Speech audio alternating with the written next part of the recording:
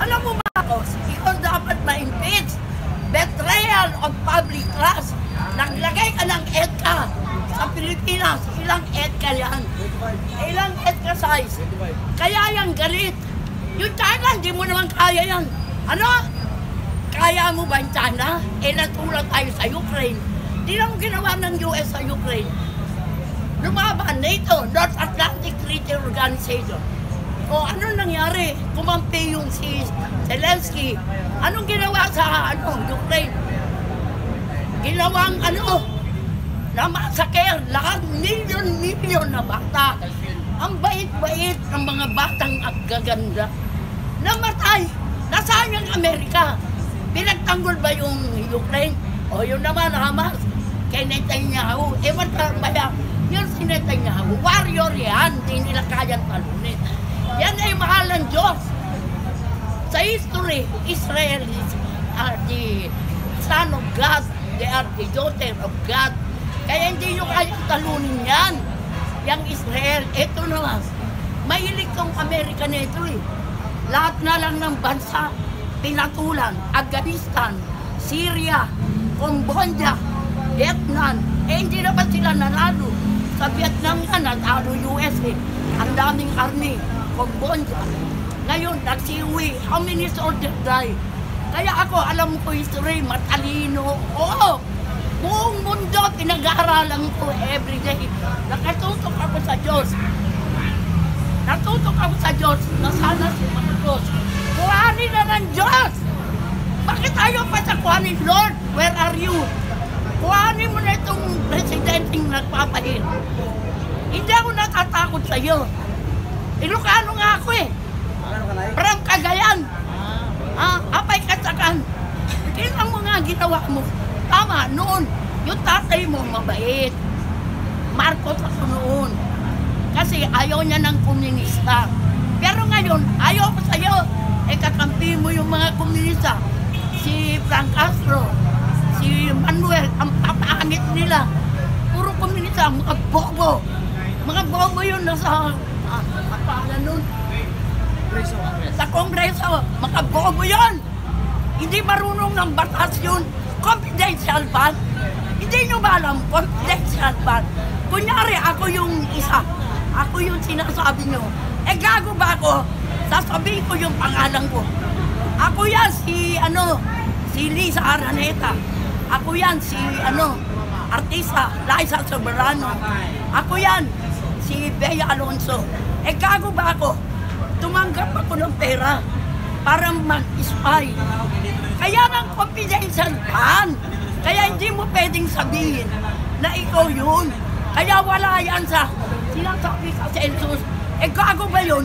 Sasabihin na, wala. Kasi nga, confidential ban.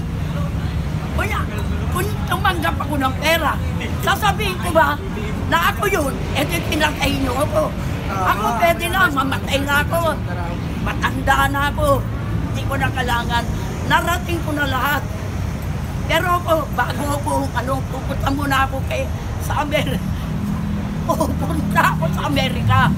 Para ko sabihin, si Trump, na wag tulungan si Marcos. Ikapera nila si Marcos. Walang kwenta yan.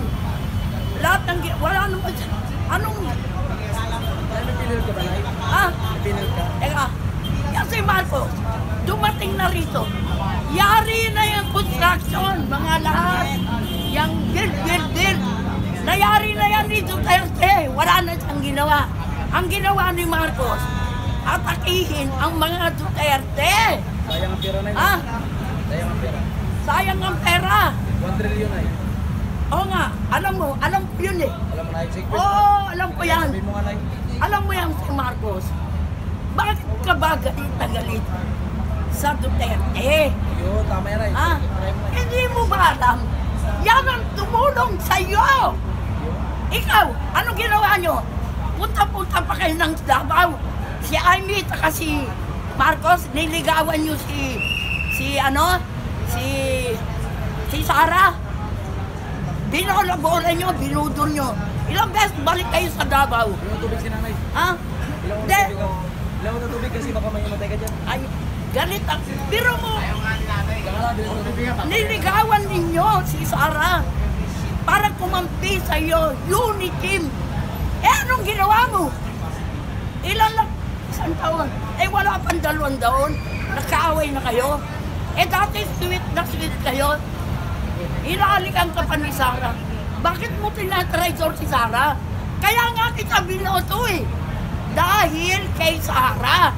Kung wala si Sara, hindi kita iboboto. Kasi magnanakaw ka. Ano? Ha? Eto na naman. Isa pang galit ko kay Marcos.